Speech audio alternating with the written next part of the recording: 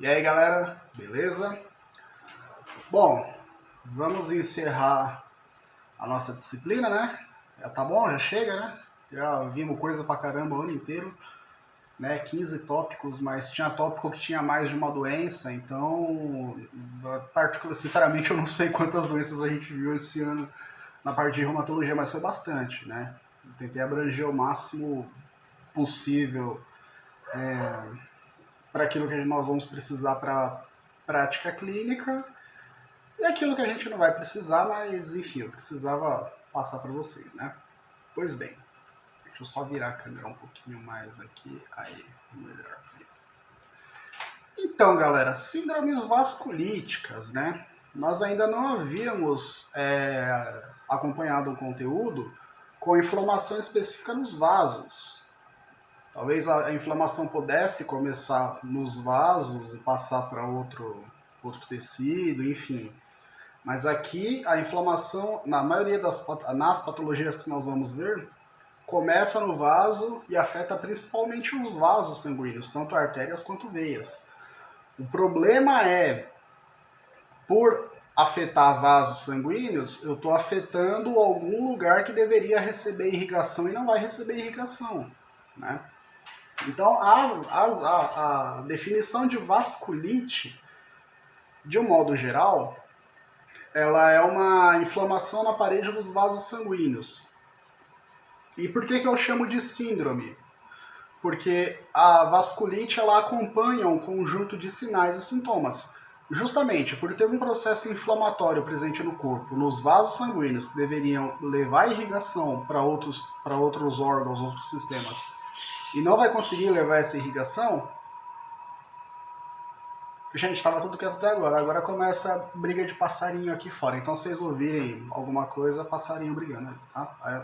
Não tem como eu fazer muita coisa. Bom, vamos lá.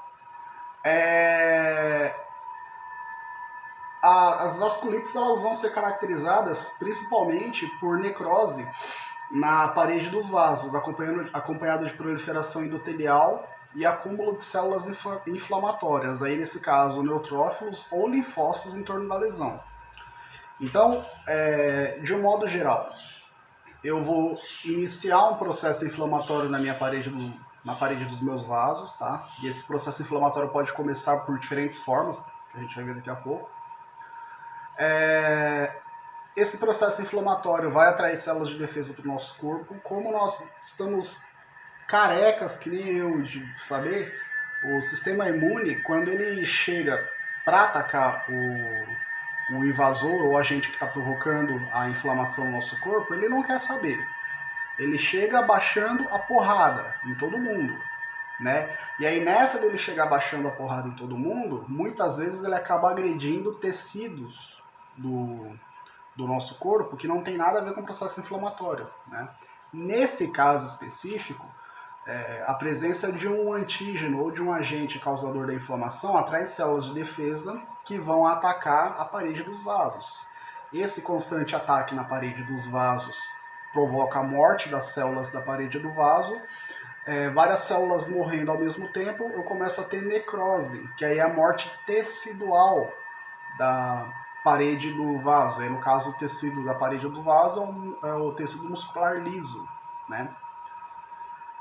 Por isso que eu falo que ela é acompanhada de proliferação endotelial, acúmulo de células inflamatórias em torno da necrose, e a necrose ela acontece por ataque das próprias células do organismo, tá? E aí, eu tenho diversas patologias enquadradas como síndromes vasculíticas. Aqui nós vamos abordar as principais, tá? Nós não vamos abordar todas, a gente já vai abordar bastante, mas vamos abordar principais.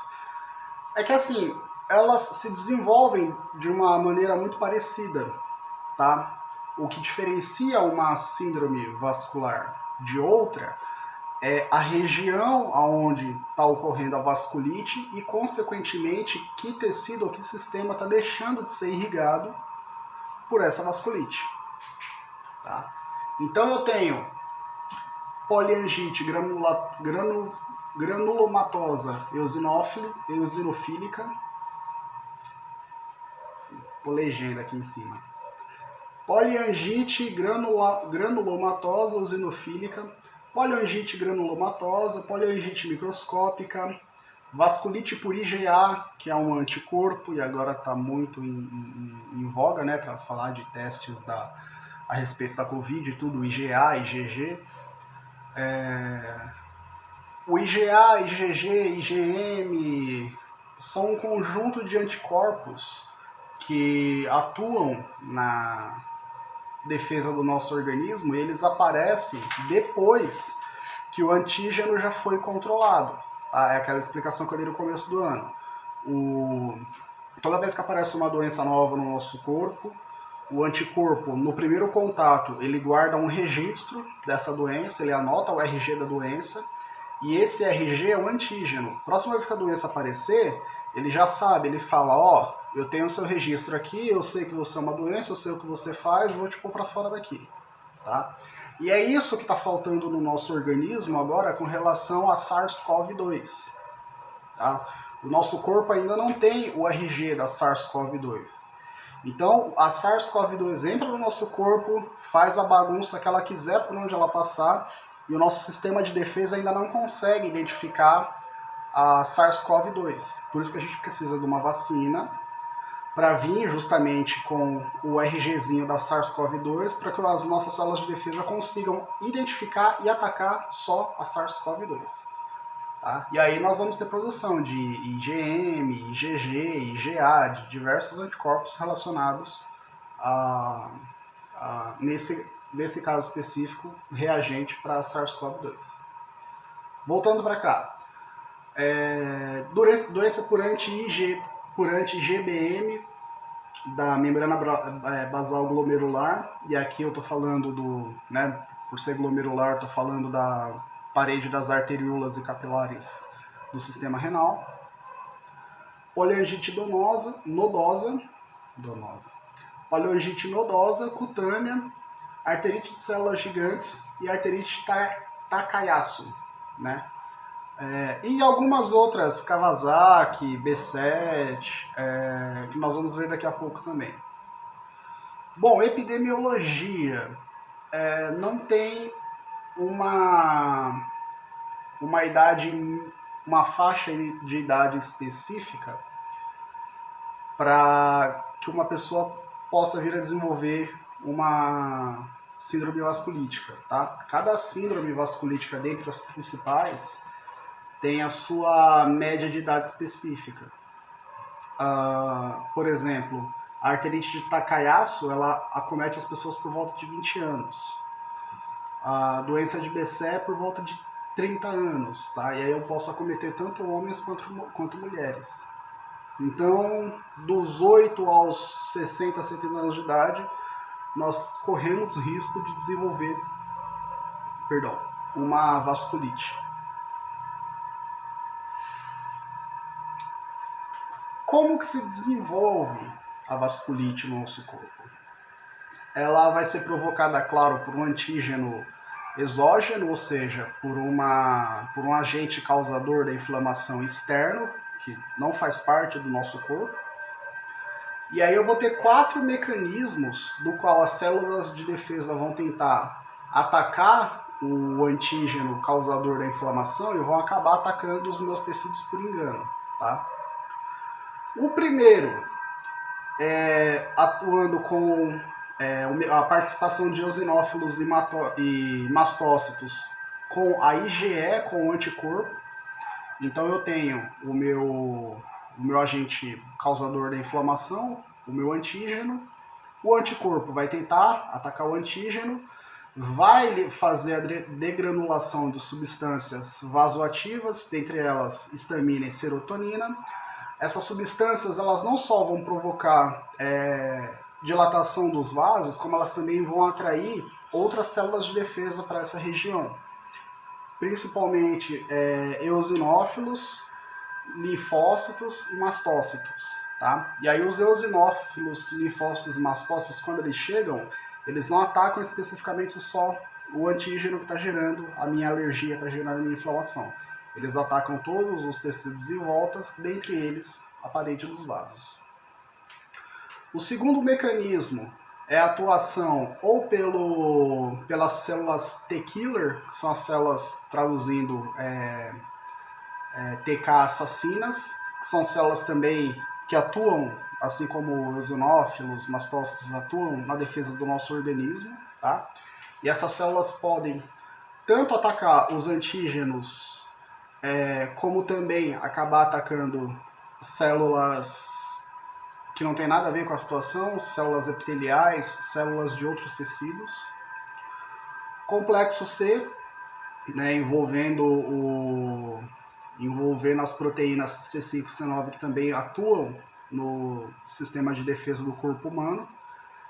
Quando eu tenho a presença de um antígeno, de um agente que está gerando a minha inflamação, esse complexo junto com os anticorpos, aqui nesse caso na mecanismo de imunidade do tipo 2, eu estou falando do IgG, eles vão tentar atacar o antígeno, e aí como eu tenho uma grande quantidade de células de defesa, elas acabam atacando outros tecidos, tá? É um detalhe importante pra gente poder falar aqui, é isso.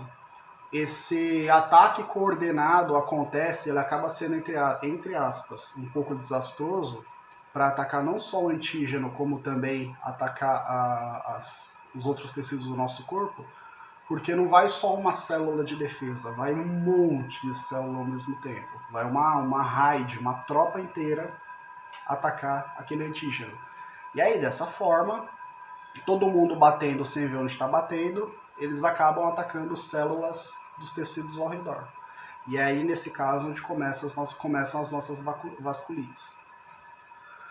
Bom, o primeiro mecanismo, participação de eosinófilo e mastócito e imunoglobulina E. O segundo, o anticorpo contra o antígeno da membrana ou do citoplasma celular, né? E aí onde eu acabo atacando uma célula que não tem nada a ver.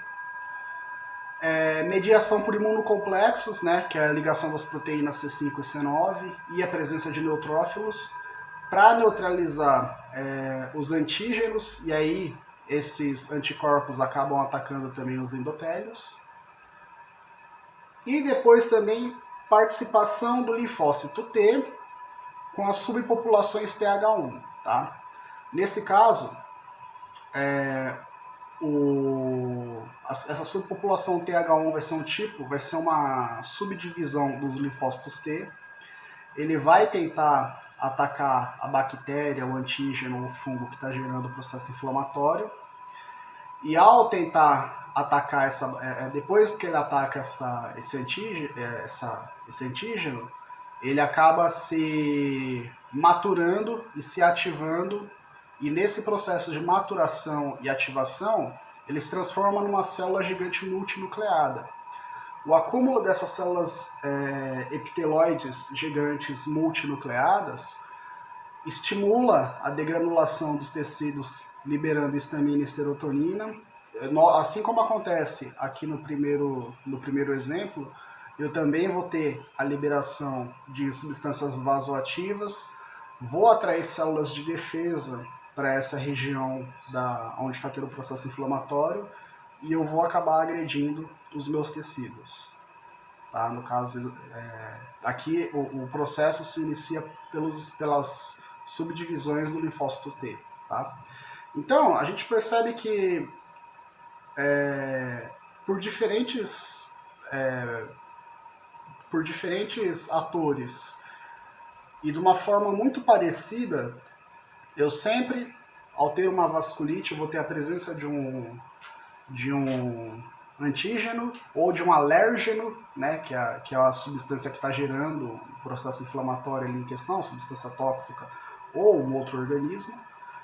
E o que muda no processo é qual célula de defesa está participando. Tá? Se é a célula T-killer, se vai ser um eosinófilo, um mastócito, um linfócito, se vai ser o próprio anticorpo que vai estar atuando sozinho. Mas de um modo geral, eu acabo agredindo sem querer tecidos ao redor de onde está tendo o processo inflamatório. E no caso das vasculites, eu acabo agredindo o epitélio da parede dos vasos, de artérias e de veias. Tá? As vasculites elas podem acontecer em vasos de diversos calibres, vasos grandes, vasos médios, pequenos e capilares. Bom, agora vamos falar então das principais vasculites, né, que acabam acontecendo no nosso corpo. E mais uma vez, o que vai mudar de uma vasculite para outra é qual vaso ela está atingindo e qual sistema, consequentemente, acaba sendo acometido. Por isso que nós chamamos de síndrome. Tá? Bom, a poliarterite nodosa ela vai atacar, é uma inflamação de artérias de calibre médio e pequeno, sem glomerulonefrite, ou seja, sem atacar a parede dos vasos que fazem a irrigação dos rins, ou vasculite em arteríolas. E aí, no caso, os principais sintomas vão ser febre, emagrecimento, astenia e dores musculares. A poliarterite nodosa ela vai acabar afetando muito mais vasos que irrigam os músculos esqueléticos pelo nosso corpo. Por isso que eu vou ter dor muscular, fadiga e fraqueza, né, como sintomas principais. Setinha aí. A poliangite microscópica é uma vasculite com baixa quantidade de células de defesa e anticorpos, mas que afeta pequenos vasos, capilares, vênulas e arteríolas. O principal cometimento da poliangite microscópica vai ser nos rins e vai ser nos pulmões, tá? Gerando glomerulonefrite necrotizante nos glomérulos, que são aquelas terminações arteriais que entram em contato com os néfrons para fazer a filtragem renal. E nos pulmões, gerar capilarite pulmonar, tanto em capilares arteriais quanto capilares venosos. E aí isso vai atrapalhar a nossa hematose, vai atrapalhar a nossa troca gasosa entre o sangue venoso que chega no pulmão e o sangue arterial que sai para a nossa circulação de volta. Poliangite granulomatosa é uma inflamação em vasos do trato respiratório, gerando vasculite necrotizante, um acometimento muito parecido com a poliangite microscópica, só que aqui no caso eu vou acabar afetando vasos de médio e pequenos calibres, tá? Na poliangite microscópica, na maioria dos vasos que eu acabo acometendo são vasos de pequeno calibre e capilares. Poliangite granulomatosa eosinofílica é uma inflamação rica em eosinófilos, que é um grupo de células de defesa. Vai ter acometimento do trato respiratório em vasos médios e pequenos, associados à asma e à eosinofilia, né? Então, a poliangite granulomatosa eosinofílica ela vai gerar uma resposta alérgica antes de ter uma resposta inflamatória generalizada propriamente dita, para poder ter necrose de parede de vaso, essas coisas. Ela primeiro gera uma resposta alérgica nos vasos que fazem a irrigação do sistema respiratório. Aqui agora eu já começo a ter doenças que eu vou ter acometimento de grandes vasos do coração e vasos do sistema ocular.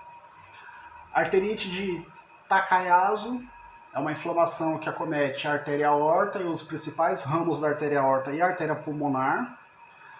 E aí, acertou a artéria aorta e a artéria pulmonar, prejudica tanto a nossa troca gasosa, como também prejudica a irrigação principal da circulação sistêmica no corpo, tá? Tanto circulação pulmonar quanto circulação sistêmica. Principais sintomas: dor de cabeça, tontura, fraqueza, perda de peso, febre, alteração na sensibilidade, dificuldade para realização da marcha, desmaio, que é a síncope, né, que eu falo na aula de sacanagem, mas é sinônimo de desmaio, convulsão e distúrbio visual.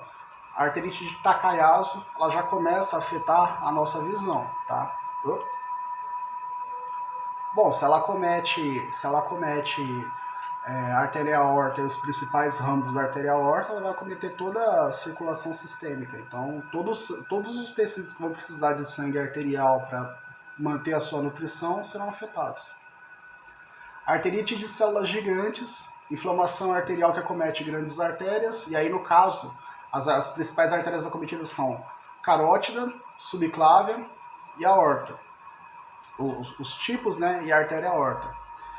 Pode também acometer a artéria temporal, né, próximo já ao nosso globo ocular, gerando cegueira, claudicação mandibular, dificuldade para poder fazer a mastigação, e dor no couro cabeludo, mas só na região da artéria temporal, só aqui na lateral da nossa cabeça. E a doença de Kawasaki, que a doença de Kawasaki é a doença da foto, da capa da aula. Ela gera acometimento cutâneo, né, então ela vai atrapalhar a irrigação dos vasos que fazem a nutrição da nossa pele, com lesões eritemato-descamativas generalizadas, que são aquele monte de pintinha e pústula que vão se formando na pele da pessoa.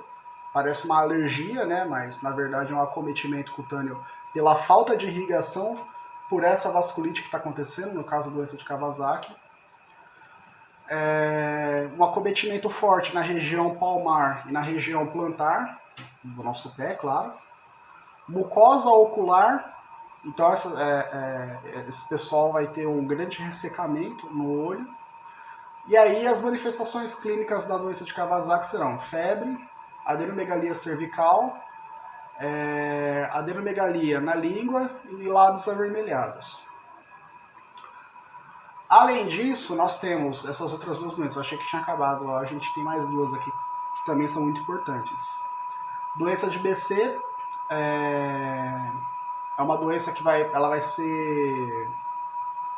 ser facilmente diagnosticada e caracterizada por úlceras orais e genitais e acometimento de vênulas capilares, tá?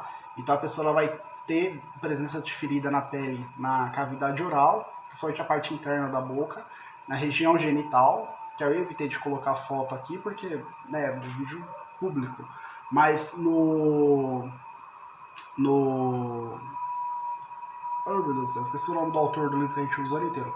O Carvalho, Fundamentos em Reumatologia, tem foto lá, se vocês quiserem dar uma olhada, lá tem. Doença de BC também ela promove inflamação de grandes artérias, como a artéria aorta e a artéria pulmonar, promovendo a formação de aneurisma, que é quando a parede do vaso se rompe. E aí eu tenho uma hemorragia interna, e aí se tratando da artéria aorta e da artéria pulmonar, é praticamente fatal, né? A menos que eu entre com uma intervenção cirúrgica no momento que acontece o aneurisma, é fatal. Então essa doença ela pode ter manifestações oculares, né, gerando a nossa famosa uveíte, oral, e aí eu vou ter a presença de afta na boca, tá, que são aquelas pústulas pequenas inflamatórias por uma reação alérgica ou pela presença de uma bactéria. Sistema nervoso central, meningoencefalite, articular, surgimento de sinovite nas articulações, cutânea, e aí são as pústulas e pápulas, que são feridas semelhantes à espinha, eritema nodoso e vascular, aí no caso flebite e arterite, que é quando eu tenho aqueles vasos hiperinflamados com acúmulo de sangue naquela região que eu não consigo ter um retorno venoso correto. Síndrome de Cogan também é uma vasculite que vai afetar os vasos que vão atuar principalmente na nossa visão e no ouvido interno. Então, na visão, vou ter queratite intersticial, uveíte, episclerite, no ouvido interno, diminuição da audição e disfunção vestibular. Disfunção vestibular, vamos lembrar lá, neuro, finalzinho do primeiro ano, eu tenho um sistema vestibular que é um sistema dentro do meu ouvido que permite que com o meu aparelho auditivo como um todo, eu consiga manter meu equilíbrio, saber a posição da minha cabeça e saber como dar informações em tempo real de como eu estou me movimentando. Se eu tenho inflamação nessa região, eu tendo a perder o equilíbrio. O meu cérebro ele passa a não saber qual é a posição do meu corpo e da minha cabeça, afeta meu equilíbrio. Além disso, a síndrome de Cogan ela gera inflamação de vasos de médio e grande calibre, como a artéria aorta e os principais ramos da artéria aorta. Então, as síndromes vasculíticas, nós percebemos que por diferentes células, às vezes uma diferença ou outra no mecanismo, mas elas se desencadeiam de uma forma muito parecida, né, nos 4 mecanismos, muda a célula e dependendo o quanto tempo vai demorar para ela atingir as células epiteliais dos vasos. E cada doença ela é caracterizada pelo vaso acometido e consequentemente pela região acometida, pela região que faltou nutrição. Né? Bom, diagnóstico, galera. Principalmente, além do diagnóstico clínico, os sintomas que o paciente vai apresentar, os sintomas mais simples, principalmente com relação à lesão cutânea, uveíte, lesão na boca, problemas renais, problemas respiratórios. Eu preciso fazer exame laboratorial para fazer a detecção dos anticorpos. Uma presença maciça de anticorpos já me dá suspeita de vasculite. Diagnóstico de imagem, tá? E aí eu posso fazer uma cintilografia, uma ultrassonografia. E tem um nome esse exame aqui. Esse exame aqui, agora me deu branco, galera. Até a edição dessa aula eu coloco o nome aqui em cima.